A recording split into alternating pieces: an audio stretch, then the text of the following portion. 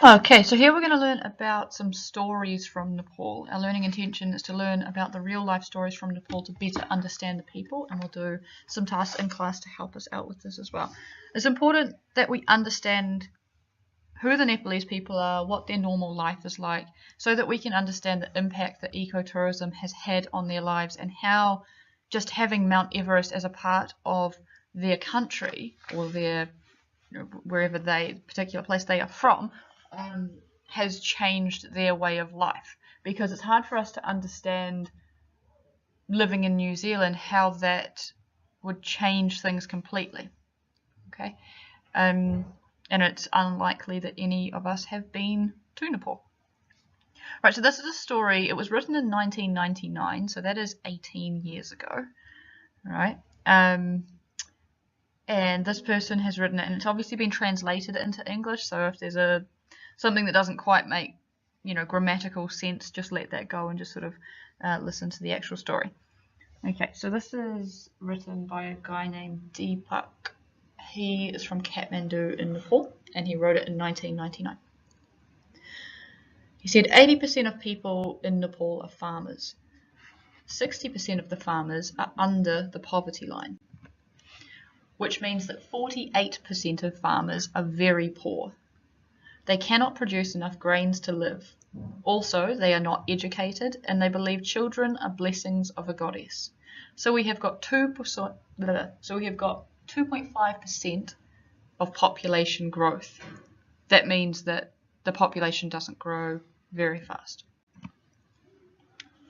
As they have always had hand-to-mouth problems, which means getting food to people, they will have to work in the field most of the days of the year. There are two kinds of jobs divided for men and women. Mostly men would do physically hard work and women would do light work. But women would work for long hours. Most of the family members work together in the field during the farming season and harvesting season. The rest of the time, men will go for earning money and women will stay home to look after the older members of the family and the children. Men would take the responsibility of earning money for their expenses, like clothing, school fees, and other expenses needed to be bought for the children's daily life. It is important that 48% of them cannot sell their productions and they will have to make money doing other works. What this means is that they're farming. 48% of the farmers don't sell to other people. So in New Zealand here we have farms and they export their produce, so either their milk if they're dairy farmers or their livestock, animals, right? But they don't do that over here. They actually only farm for themselves. So they're farming and they live off the land. So it says here, normally the men will go into town to carry the bags from villages to another village. Some of them will go trekking as a porter, and some of them will go to the town to work in buildings and constructions and the like. The trekking is where it's important for us to realise.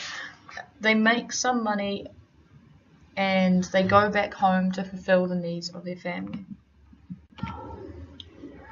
They have a culture to support each family member, and each family member who can earn money should be. So someone can make more money, but they don't save it for themselves or for their own life. They always help out their whole family. Women are there to look after the house and children. Mostly they wake up in the morning and go to the water tap for water. They bring water back to the house to clean the house and for cooking. They also go to the field to cut the grass. Sometimes they go to the forest to collect grass for the animals. During the dry season, they take their animals to the forest to graze. Men will take heavy works like ploughing, digging fields, carrying paddy, millet and corn back to home. The rest of the time they may go to the villages if there are any social events. Special festivals are often held and they're great for children. They can have new clothes and there will be meat in the kitchen as well. During the Dashain and Tihar holidays, the schools are closed and the children often go out and play together. They don't have much entertainment in the village, so the festivals are very important to them. Right, so that was a bit of a recap on, well, a quick sort of understanding of what their lives are like. Now, it's not like this for every single person. So, like I said before, about 48% of the farmers are very, very poor, and what they can choose to do is go and be a porter. Now, a porter, the way we're going to look at a porter is like a guide, a tour guide, and they're going to help trek people up Mount Everest. So they're going to be tour guides. Now, these guys know the land like the back of their hands. It's their home. It's where they've grown up. And because it's such a dangerous place, if you're up on Mount Everest, you need to know what you're doing in order to get up there. You can't go and do it alone. It's not like when you're doing the Tongariro crossing and you just go to each signpost and there's so many people doing the crossing anyway that you just follow the person behind you. Okay. Right. And I hope you like the pictures as well. Just showed like what life is like for some of the villages. So these houses would be among the poorer side of the houses, I suppose, but probably fairly normal. There's no cars around, there's no streets. It's very, very different to the way we live. Okay, and here is another story. This perspective is from that of an eco-tourist company. All right, so they're kind of trying to sell Nepal a little bit. Listen to this. Massive mountains, rolling hills, abundant vegetation, and diverse wildlife. It is little wonder that Nepal is a popular tourist destination and the ideal location for ecotourism. Ecotourism in Nepal is the main form of tourism in the country, aside from the attractions of Kathmandu and other historical cities. From wildlife viewing to wilderness camping, hiking vacations, and whitewater rafting, Nepal's ecotourism industry is flourishing. Our company believes in a travel to destinations where the flora, fauna, and cultural heritage are the primary attractions. We practice responsible ecotourism, which includes programs that minimize the adverse effects of traditional tourism on the natural environment and enhance the cultural integrity of the local people. Therefore, in addition to evaluating environmental and cultural factors, initiatives by hospitality providers to promote recycling, energy efficiency, water reuse, and the creation of economic opportunities for local communities are some of our objectives. Our goal is to enable people to enjoy and learn about the natural, historical, and cultural characteristics of unique environments while preserving the integrity of those sites and stimulating the economic development opportunities in local communities. Specifically, we always attempt to effectively promote the preservation of entire local ecosystems, not just individual species, vistas, or sites. In numerous places, trekking groups have left littered trails and degraded forests in their wake. Against this alarming backdrop, the practice of ecologically friendly tourism has been gaining increased momentum both in Nepal and around the world. Our approach to tourism seeks not only to preserve the environment and culture of a tourist destination, but also to be of benefit to the local people by fostering environmental awareness both among locals and visitors and by linking tourism to social and economic development. It is possible to preserve the natural and cultural heritage of an area through the promotion of sustainable tourism. This not only enhances the positive experience of those on holiday, it also helps to increase the standard of living of the local residents. Such a lot has been said about environmentally friendly tourism, and no doubt a lot more will be said as well. We can proudly say without hesitation that we have led the way in responsible tours to our country. Our slogan is, "Where there is greenery, there is peace and happiness." In this regard, we strongly condemn deforestation and often organise plantation project time. All the guides and porters working in this company have been provided training about the hazards faced by the environment. They have learned and adopted practices for protection of the environment. In training and workshops about environmental degradation and specific measures for the protection, the local people of different areas have been invited.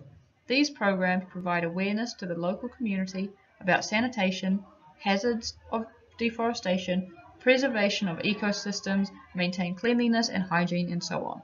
The profit our company earns by selling tour and trekking packages to our guests is shared and invested for the above-mentioned activities for the benefit of local livelihood, women's empowerment, and environmental conservation. Okay, so that little story, that was from this company here, Rajbala Treks and Expeditions. Alright, so they say they're a specialist in group trips, individual trips, and tailor-made trips, blah, blah, blah, blah. They say that they are locally owned. So, potentially, they are owned by Nepalese people, but I couldn't actually figure out for sure if they really were or not. Obviously, they are promoting ecotourism in Nepal because they're saying that some of their profits go back and help the local people. I don't know. They haven't really given specific examples of how they do that, so not really sure on that one. But two very opposing stories. So the first one, saying how poor the people are and how hard they work just to get food on the table, and the second one saying how amazing Nepal is and how everyone needs to go there and it's so great, and if you go there you'll be helping the local people. Right, so let's look at the next bit. Alright, so this website here is called Stories of Nepal, and I first saw it when I was scrolling through Facebook, and I just saw one of the stories pop up, and I thought they were quite cool because they are just random little stories from real people who live in Nepal, and they could be about absolutely anything. Like, you can see the titles of some of them. The first one on the left here, we have been married for over 50 years, and she's telling the husband to put her arms around her in the picture so that they look like they're, a happy married couple. The second one here, I had a happy life with my 2 daughters and my wife, but at 14 months my youngest daughter died of an illness, and not long after that my other daughter. We can find out more about that. This one, sometimes we just laugh at each other so that we can momentarily forget our problems. And the one on the right, I was the eldest of the daughters, and at 13 I was to finally go to school. My mother had convinced my father and I was happy, but mother died the same year, so we'll find out what happened with her. What we're going to do in class is we're going to look at these stories, and we're going to turn them into a bit of a play. Alright, a dramatization, if you will. So we can try to get a better idea of how these people live and how ecotourism, or people going to Nepal for ecotourism, is going to affect their way of life. Okay, these are the questions you need to answer before class. So what does Nepal have to offer in terms of tourism? So what are people going to see there? Don't just say Mount Everest, please. You can say Mount Everest, but you have to say something else as well. How do most of the Nepalese people live? What do they do for work? Do the children get an education? And how does Nepal differ to New Zealand? I want you to write 3 sentences about that. So that could be, instead of 3 sentences, you could write 3 different aspects. So if you, talk about the environment, talk about the weather, talk about the way they live, talk about the jobs they have, that sort of thing, education. Right? So find 3 differences and write them into 3 different sentences, please. Again, you will have to show me your notes or these questions, the answers to these questions in class, so please make sure you do it.